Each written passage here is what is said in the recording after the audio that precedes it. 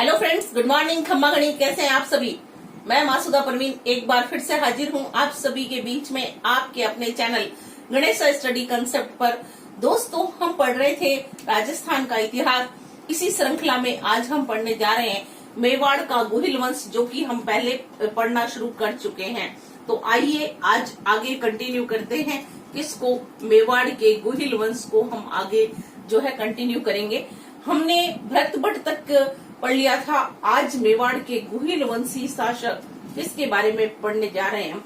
अल्लट के बारे में पढ़ने जा रहे हैं। अल्लट जो हैं, इन्हें खयात जो है साहित्य, खयातों में इसे क्या नाम दिया गया है? आलू रावल कहा गया है। किसको? अल्लट को आलू रावल किस में कहा गया? खयातों के अंदर इन्हें क्या नाम दिया गया है? आलू रावल नाम दिया गया है। मेवाड़ में सर्वप्रथम नौकरशाही का गठन किसके द्वारा किया गया? तो मेवाड़ में सर्वप्रथम नौकरशाही का गठन कौन करते हैं? यदि आपसे प्रश्न पूछा जाता है तो आपको उत्तर क्या लिखना है कि मेवाड़ में सबसे पहले नौकरशाही का गठन किसके द्वारा किया गया? अल्लट के द्वारा किया गया। देखिए फ्रेंड्स, अगर इंडियन हिस्ट्री हम पढ़ते हैं तो चंद्रगुप्त मौर्य का जो समय था, नौकरशाही ब्यूरोक्रेसी उसके समय शुरू हुई थी। किंतु जब राजस्थान में पूछा जाता है तो मेवाड़ में सबसे पहले नौकरशाही का गठन किया गया था। ये जो है आपके किसके समय शुरू हुई? अल्लट के समय। इन्होंने एक राजकुमारी थी जिनका नाम हरिया देवी था। और ये कौन सी हैं? हुण राजकुमारी हैं। हुण मध्य एशिया की एक बार्बरिक जाति थी। उस वंश से संबंध है किसका? हरिया देवी। हरिया देवी से विवाह किया है किसने? हरिया देवी से विवाह करने वाले शासक कौन है? अल्लट हैं। राजस्थान में प्रथम अंतर्राष्ट्रीय वैवाहिक संबंध किसके द्वारा स्थापित किया जा रहा है? अल्लट के द्वारा।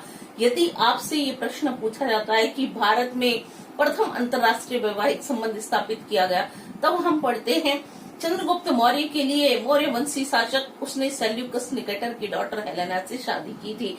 और अल्लट जो है उन्होंने हुण राजकुमारी हरिया देवी से विवाह किया। अब हम पढ़ते हैं कि जब गुहिल वंश की स्थापना होती है, गुहादित्य के बारे में आपने पढ़ा। फिर आप बप्पा रावल या कालभोज के बारे में पढ़ते हैं तो हमने पढ़ा कि राजधानी कौन सी थी? नागदा थी। इन्होंने नागदा को हटा दिया। नागदा के स्थान पर राजधानी किसको बनाया था?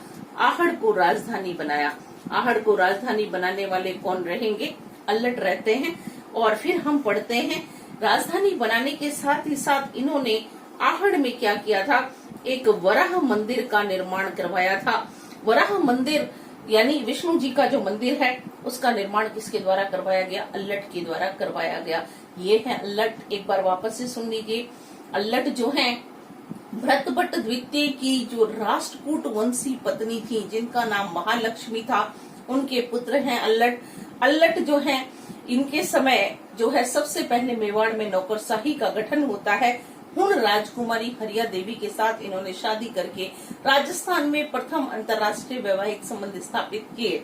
इन्हें खयातों में आलू रावल कहकर पुकारा गया है। इन्होंने आहड़ को अपनी राजधानी बनाया और आहड़ में एक वराह मंदिर का निर्माण किसके द्वारा करवाया जाता है? अल्लट के द्वारा करवाया जाता है।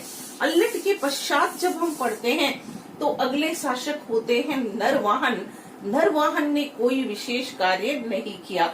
नरवाहन के बाद अगला राजा आता है शक्ति कुमार।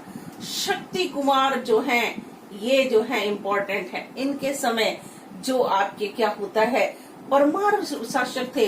परमारों ने क्या कर दिया है? यहाँ पर आक्रमण किया और आहड़ क्षेत्र को नष्ट कर दिया। और परमारों का राजा कौन था? मुंज परमार। मुंज परमार ने यहाँ पर आहड़ को नष्ट करके अपना अधिकार कर लिया। मुंज परमार का जो भतीजा है उसका नाम क्या था? उसके भतीजे का नाम था भोज परमार। भोज परमार ने आगे जाकर यहाँ पर क्या किया है? शासन किया। भोज परमार ने, हम पढ़ते हैं कि जो चित्तौड़गढ़ दुर्ग है, जब मैंने आपको पढ़ाया था, ध्यान रखिएगा, चित्तौड़गढ़ के किले में एक तालाब बना हुआ है, भोजसर तालाब। भोजसर तालाब का निर्माण किसके द्वारा करवाया गया?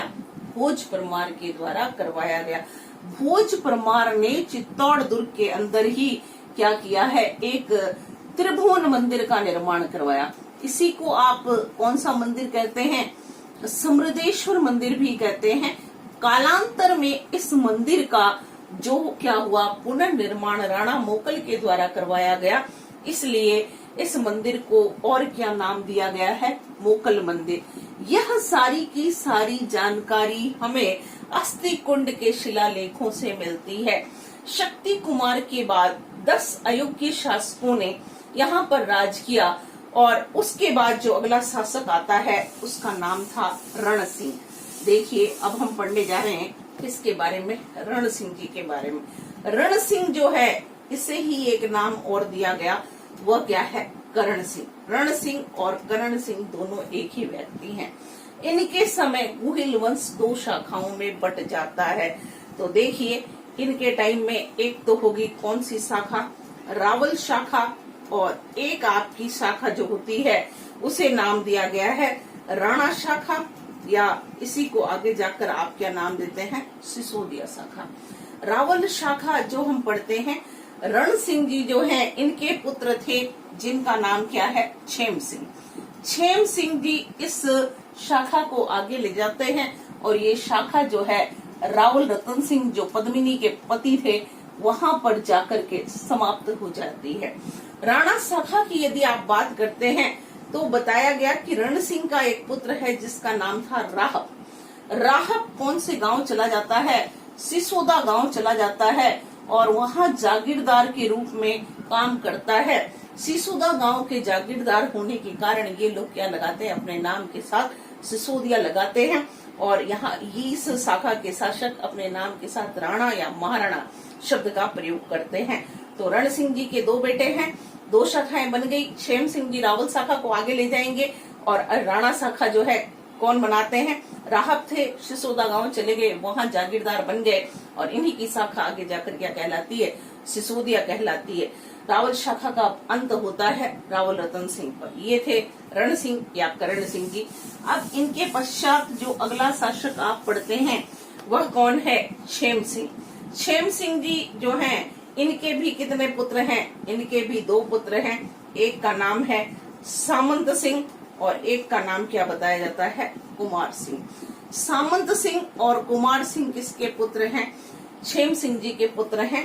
सामंत सिंह जी के लिए बताया जाता है कि इनकी शादी अजमेर के चौहान वंशी शासक पृथ्वीराज द्वितीय की बहन जो थी पृथ्वीबाई के साथ होती है और इनके समय में जो आपकी नाडोल शाखा का कीर्तिपाल था उसने यहाँ पर आक्रमण किया। सामंत सिंह डरकर मारे यहाँ से भाग जाते हैं और वागड़ क्षेत्र में जाकर वागड़ को अपना क्या करते हैं? कार्य क्षेत्र बनाते हैं और यहाँ पर एक नई राजधानी बनती है वागपटक, जिसको कई जगह आप क्या पढ़ते हैं? बड़ौदा लिखा हुआ है। बड़ौदा को अपनी राजधानी किसने बनाया? सामंत सिंह जी ने। सामंत सिंह जी जो है 1173 ईस्वी में शासक बनते हैं और कीर्तिपाल चौहान जो कि नाडोल शाखा का चौहान था उसने यहाँ पर आक्रमण किया। सामंत सिंह डरकर भाग जाते हैं। वागड़ क्षेत्र में वागपटक को अपनी राजधानी बनाया।